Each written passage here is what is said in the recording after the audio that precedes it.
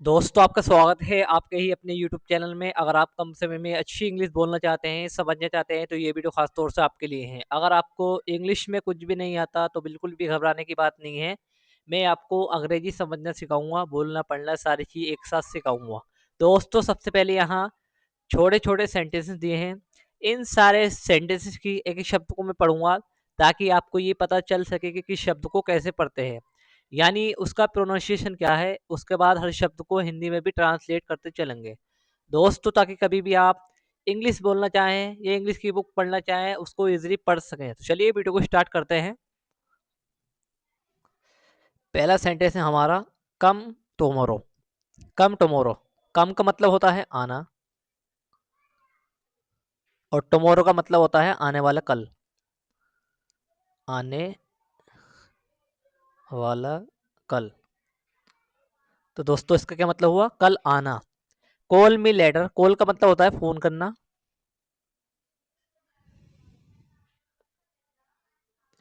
और मी का मतलब होता है मुझे। लेटर का मतलब होता है बाद में। तो दोस्तों इसका क्या मतलब हुआ? मुझे बाद में कॉल करना। I don't now. आई का मतलब होता है मैं और डोंट का मतलब होता है नहीं और नाउ का मतलब होता है जानना। तो दोस्तों इसका क्या मतलब हुआ? मैं नहीं जानता, ये मुझे नहीं पता। I now everything. दोस्तों यहाँ पर नाउ में के साइलेंट रहेगा। अगर एन से पहले के आ जाए तो के साइलेंट रहता है। तो आई का मतलब होता है मैं और नाउ का मतलब होता है जानना और एवरीथिंग का मतलब होता है सब कुछ। तो दोस्तों इसका क्या मतलब हुआ? मैं सब कुछ जानता हूँ। दोस्तों ये प्रेजेंट सिंपल टेंस है। It is no possible. दोस्तों इट का मतलब होता है ये, इज मानी है और नो का मतलब होता है नहीं। पॉसिबल का मतलब होता है संभव। पॉसिबल का मतलब क्या होता है? संभव।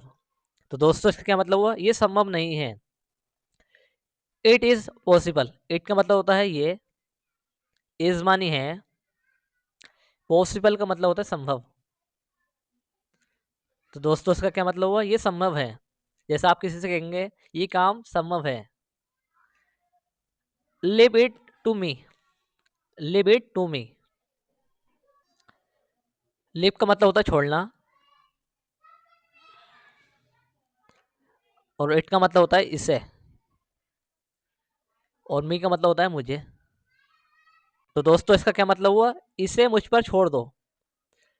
I believe you. आई का मतलब होता है मैं, बिलीव का मतलब होता है विश्वास करना।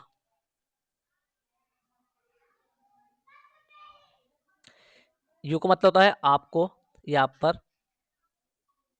तो दोस्तों इसका क्या मतलब हुआ? मैं आप पर विश्वास करता हूँ या मैं आप पर भरोसा करता हूँ। Don't argue. डोंट का मतलब होता है मत करना और आर्गू का मतलब होता है बहस। तो दोस्तों इसका क्या मतलब हुआ? बहस मत करो। Don't fight. डोंट का मतलब होता है मत करना। फाइट का मतलब होता है लड़ना। तो दोस्तों इसका क्या मतलब हुआ? लड़ाई मत लड़ो। It is your choice. It का मतलब होता है ये, इज मानी है, योर मानी आपकी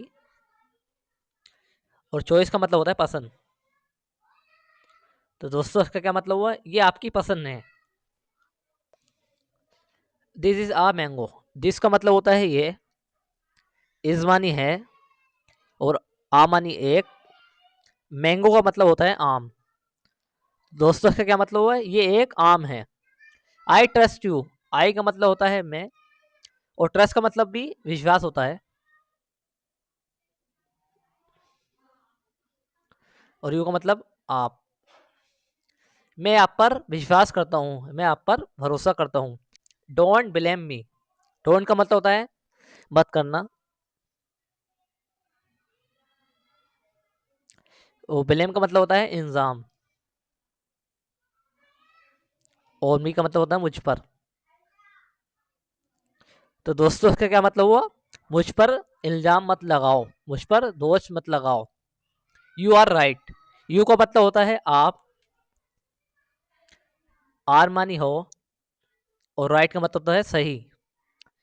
तो दोस्तों इस सेंटेंस का मतलब क्या हो, आप सही हो या तुम सही हो।